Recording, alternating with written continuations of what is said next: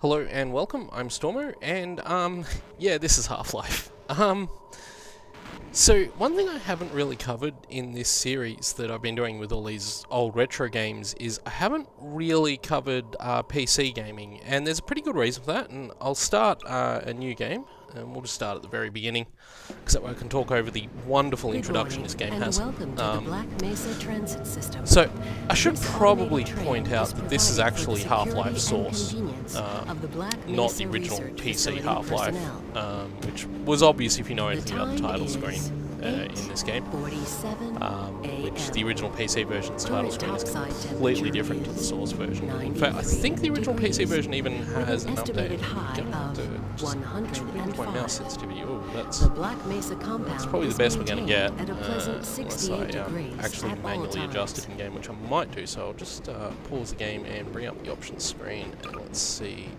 Mouse sensitivity should be a little bit higher than it is. Take it up to about 4. That should be good. I suppose I'd turn raw input on, couldn't I? Yeah, we'll put raw input on and we'll leave mouse acceleration turned off. Okay, let's try that. Oh, that's better. That is infinitely better. Except for the part where the game has to load, because it always had to do that, because this is Half-Life and that's how it works. So yeah, this is the Source version, so it's not the version I would have originally played when I got this game on PC when it first came out. And as I said, I wanted to talk a little bit about the PC gaming side of things, which I haven't really covered, mostly because I wasn't a big PC gamer as a kid growing up. We didn't own a PC, and we certainly didn't own any kind of... Well, I had a Commodore 64, which was like the most gaming capable computer I had for a long time. And when I was in high school, my teachers basically told me I needed to get a computer because apparently handing in handwritten assignments wasn't cool anymore. Or maybe it was because they couldn't actually read my handwriting very well. So I ended up buying off the school a Mac Plus that they were getting rid of for like about $50. So this is sort of the mid-90s, I guess. Like, this is how I didn't have a PC in the mid-90s. So I had a Mac Plus for a little while, and then a friend of mine sold me a computer he had that his dad had used and was getting rid of, and it was a much more modern Mac. It was a Centrus 660 AV was the computer I had. So I had that for a while before finally getting like an actual modern computer in the early 2000s. But my parents split up in the mid-90s, and so my dad ended up living on his own after a few years of leaving my mum, and he ended up getting a PC, and we ended up he ended up building what was, at the time this game came out, a pretty decent gaming PC. And one of the first games, we got a couple of games for it. We got Quake, and we got Quake 2, actually, I think. He didn't have the new PC by the time Quake came out. I think it was a Pentium 2 when he got it. It was a Pentium 2 400 with originally a Voodoo 2. I'll stop jerking around the camera. Sorry about that, guys, if that's like really annoying. I just like moving around. And I love this introduction. I'll talk about that in a minute, but yeah. And yeah, it originally had a Voodoo 2 and a Matrox G200, because this was back when you had to have the separate 3D card versus the 2D card, of course, which was always really fun. And so we had that, and we got Quake 2. Played the crap out of that. Played a lot of the multiplayer in that, and I thought about doing Quake 2 in this series, but I picked Half-Life for a reason, which we'll get to. But yeah, so Quake 2, and then when Half-Life came out, we thought, yeah, no, we have to get Half-Life. And I think it was around the time Half-Life, maybe it was around the time the first Unreal came out, like the original Unreal that was an actual FPS, not a tournament shooter. And when that came out, we actually bought an upgrade to our Voodoo 2 and Matrox 200 card in the form of a Matrox G400 Max, which was at the time considered about the best 3D graphics card you could buy. It was also, I think, one of the more expensive ones, but it outperformed all the 3DFX cards and the older NVIDIA cards like the Reva 128 and all that kind of stuff. And it outperformed all those, and it outperformed all the ATI. What was ATI making at the time? The Rage or whatever it was. the 88 Rage cards. It was basically one of the best graphics cards, and also I think it was considered the best integrated graphics solution, because remember, this was back when the graphics cards, the 2D and the 3D, were separate, and you had to have different cards for each of them. There's the G-Man, it's Kleiner. I'm not sure if that's actually meant to be Kleiner. Maybe it's green that's meant to be, but I know that's the G-Man. And it's interesting that the G-Man does show up here as though he knows something bad's about to happen. We'll get to that. I'm not sure how deep I'm going to play into this. I might not even play past the actual sort of introduction. Because this is a long game. We're nearly at the end of the introductory journey. But I meant the rest of the introduction as well, because there's more to it than this.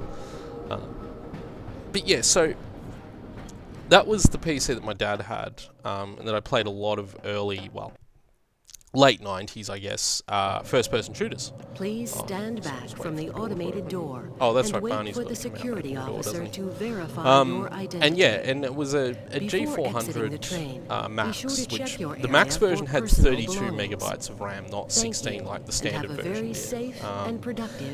And that served us well for quite some time. I think we ended up replacing that with... I can't remember if we replaced it with a GeForce 2 or if we went from a GeForce... If we went from a 400 to a GeForce 3? Because I remember the G400 had enough performance in it that it was actually able to basically perform decently well alongside the GeForce 2, which was a much later card, but because the G400 was very advanced, it was able to really handle it. So, I'll let Marnie open the door for us. There we go. Barney's had a bit of a makeover. That's not how he ever used to look. Like, even in the original version of Half-Life Source, that's not how he looked. So that's been changed recently. Or at least recently since the last time I played Half-Life Source, which was probably the mid to late 2000s. Probably not long after Half-Life 2 came out, now I think about it.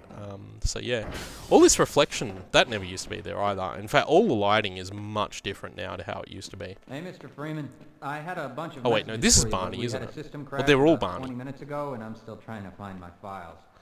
I like that one thing they haven't changed is the CRT monitors, though. In the test chamber too, that's but cool. I think that's all straightened out. They told me to make sure you headed down there as soon as you got into your hazard suit. Okay, well, we'll head down there as soon as we get into the lab. But yeah, so Half-Life was one of the games we got, and I can't remember if it was around the time we got the... Yeah, it was around the time we got the G400 that we got this and Unreal, the original Unreal. In fact, I remember, because we had Unreal, I don't think there's any need to go this way, is there? Oh, hang on, there we go. Oh, I can't remember. It's been a while. Oh, we need to go this way, and then we need to go that way, or something. I don't know.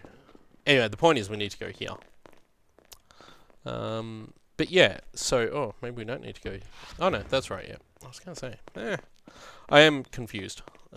Anyway, so let's get our HEV suit on. Oh, hang on, we have to press the button, don't we? Oh, jeez, it's been a very long time since I've played this game. Okay, now we'll get our HEV suit on. We get to hear the valve chime. Or not.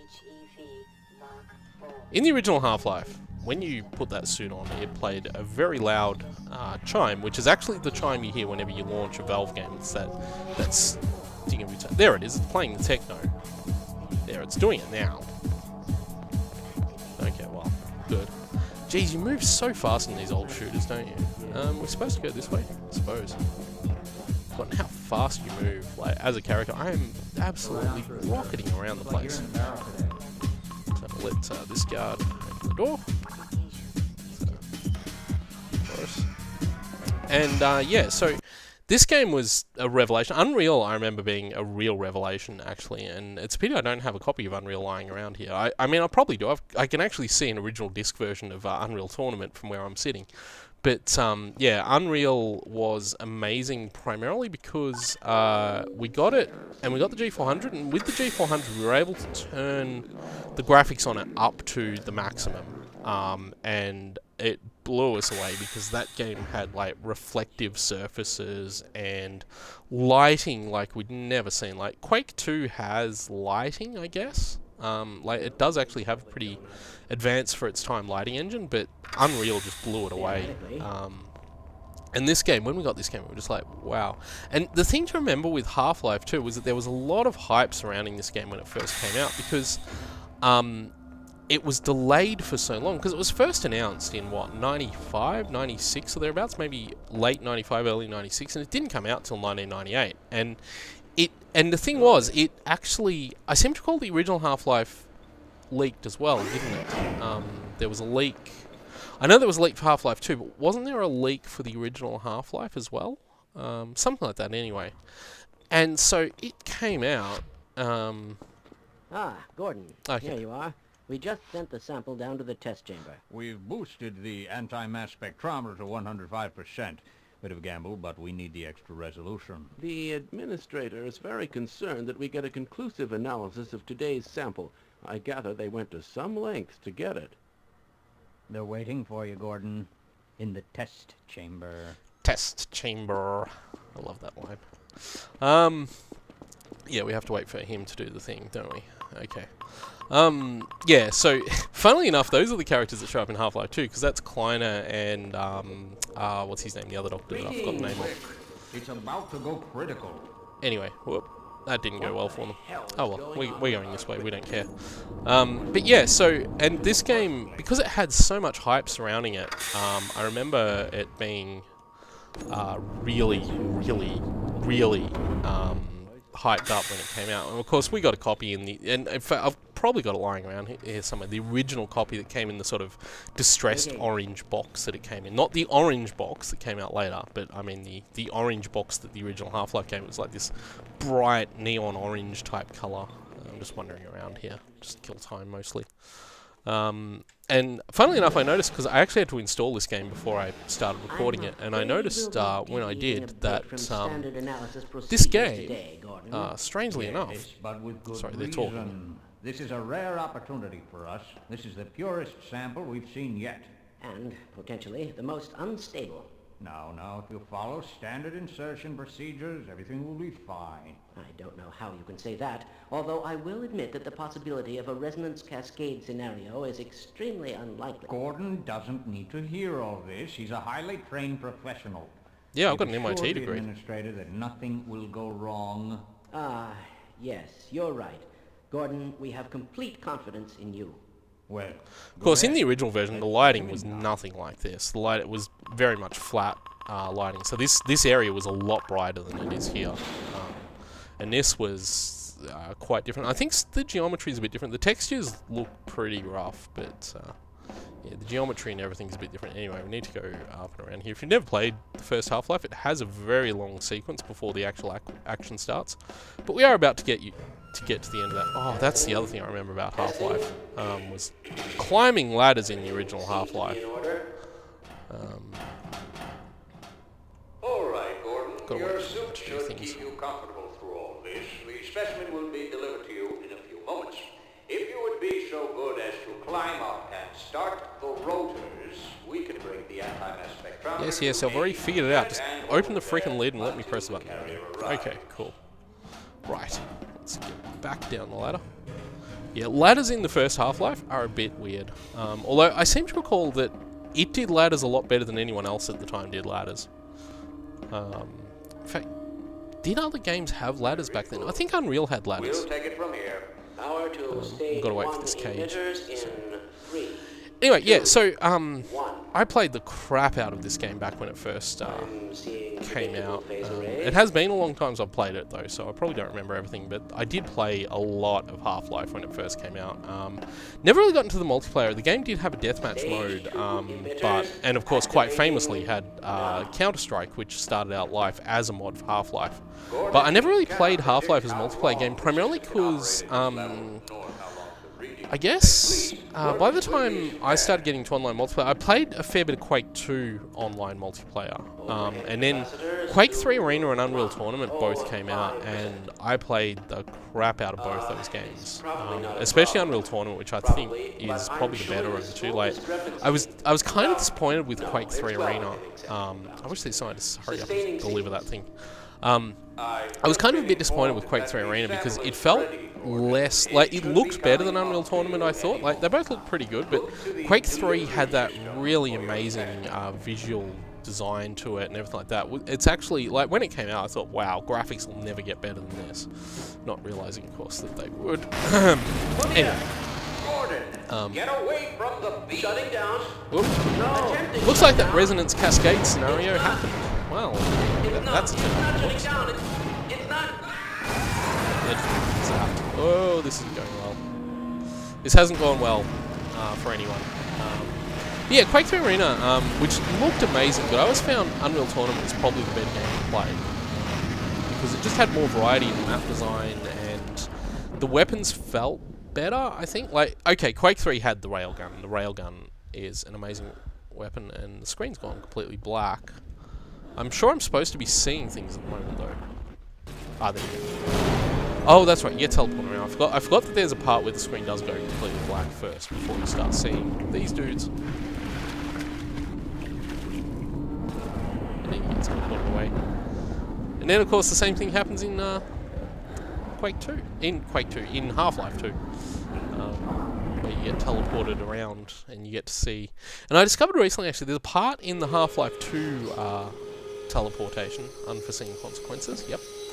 There's a part in the Half-Life 2 teleportation sequence where you're in like an area and there's like head crabs and stuff. It's just this big open desert area that you don't see anywhere else in the game. And I've discovered recently that apparently that area... Oh, that's not going well for him. Oh, that's right, you have to wait for it to like blow up. But yeah, apparently that sequence was actually from a level that never made it into the final game, from an earlier version of Half-Life 2, which I didn't know. We can talk to these people, I think. No, maybe not. Oh well, we'll move on. Whoa, watch out, physics. This being the source port, it has the more advanced physics, but still the fadey out stuff. So. But yeah, whoa, that's right, that actually works. And miraculously, this lift still works. Because imagine if this lift had failed, you'd never get out of there. The entirety of the first Half-Life game would never happen if you couldn't use that lift. Oh, head crab. Let's get away from the head crab. We don't want to be dealing with head crabs. We do want to be dealing with this. Oh, that's right. You need to talk to... I'm afraid to move him, and all our phones are out. That's right. Please, get to the surface as soon as you can, and let someone know we're stranded down here. You'll need me to activate the... I remember in the original version of this too, like, their outfits, the model detail was so much less. Like, their faces, they had no lip movement or anything like that. Like, the way they talked was like their mouths animated. If you remember Deus Ex, it was kind of like that. What to do next? How their mouths moved, where it was just like changing textures on the face rather than actual... Could you hurry up and... Oh no, that's right, I can crouch. No, I can't crouch. If someone could come here and open this door, that'd be great, by the way. Or if I could remember how to open this door. Access denied. Thought you could crawl through it. There is a door that you get to that you can crawl through. But maybe it's not that one. Did you understand that last? Glad to oblige a fellow scientist. Oh, that's right. Yeah, you got to talk to him. I remember now. It's been a while. And he'll open that, so we can go through. Okay. But yeah, so Quake 3 and Unreal Tournament I played a lot of, and whoa, things zapped. I love how everything interlocks in this game too. Like you're walking back. That was. One of my better moves, but you're walking back through the area you came through, and you can see where the test chamber is. Whoa, that's a head crab. We don't want to get attacked by the head crab, because we'll die very quickly. I remember this part. There's a laser that scans along there. You got to duck. Whoa, there's another laser. Whoa, stay down. I have like 9 health because I stuffed that up. Hey, look what we've got. Because this game. Let's face it, it's the story of one man and his crowbar. And his crowbar's ability to do that. And I love how amazingly effective the crowbar... Whoa, that didn't go well for them. I love how amazingly effective the crowbar actually is in this game. Like, it's really clever to give the player... Oh, no, we're going to die. No, we're not. Did that slightly wrong. Okay, got it right this time. Ooh. Gordon, man, am I glad to see you. What Hey, the hell honey. are these things? And why are they wearing science team uniforms? Yeah. Wow, that model's really different now. Yeah, they never had the green stuff on them in the original. It was just like red and then the head crab on their head. And it was like, it's not going well. Really wouldn't mind a gun, if I'm honest. Really would appreciate owning a gun right now. But we don't get one for a little while yet. So, what I really like is some health. Yeah, that's why I really needed some health. Because I don't have a lot. And, the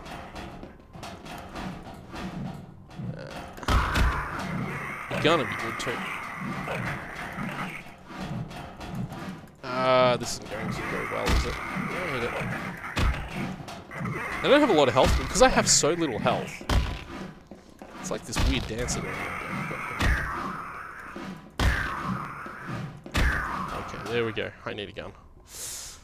Oh boy, I need health. That's what I actually need. Can I go in here? Is there health hiding in the lockers? Not through those machines. Or that. Which apparently exploded. Yeah, because you can't actually pick up that and drink. Oh, I did gain health from doing that. Not a lot though. Isn't there a health pack charger thing in the locker room though?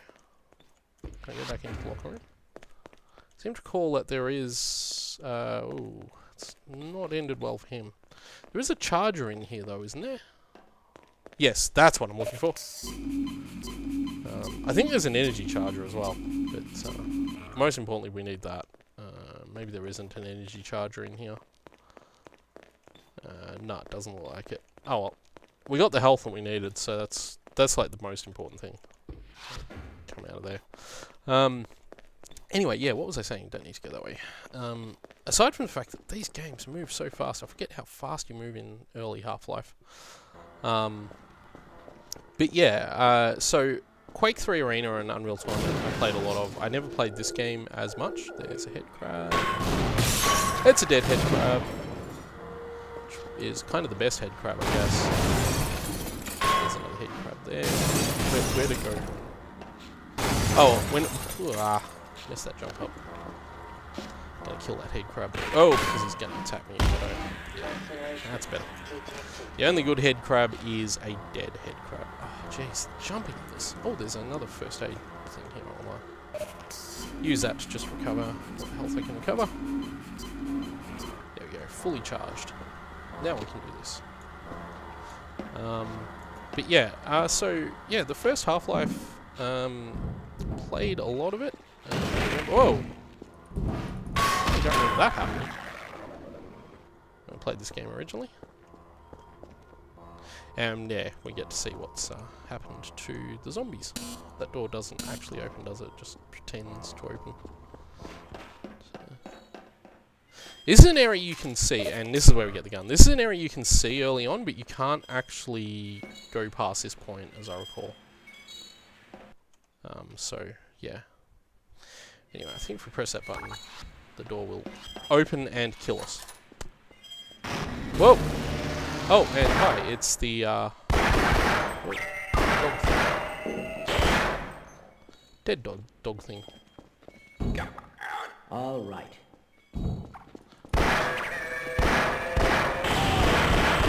Gee, my aiming is terrible.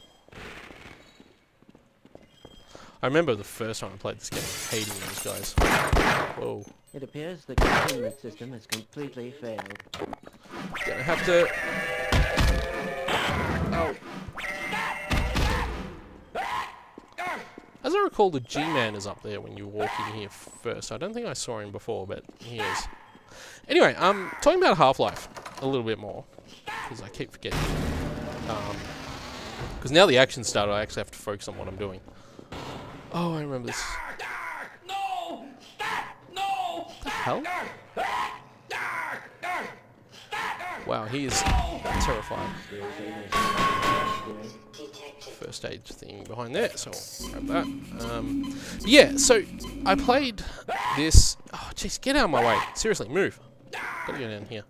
One thing I remember when I had this game originally was that there was a glitch which meant that when I was in the water, I couldn't see anything. It was to do with it was to do with, I think, the driver on the G400 not handling the mode this game uses to do the water. So when you do this sequence, you couldn't see below here. So I had to, like, it would be like a solid colour, and you couldn't see anything, which was really annoying. There's a couple of sequences later on in the series where that was a big problem.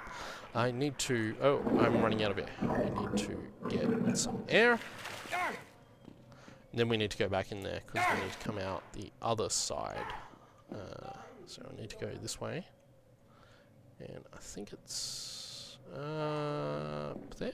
Yeah, there it is.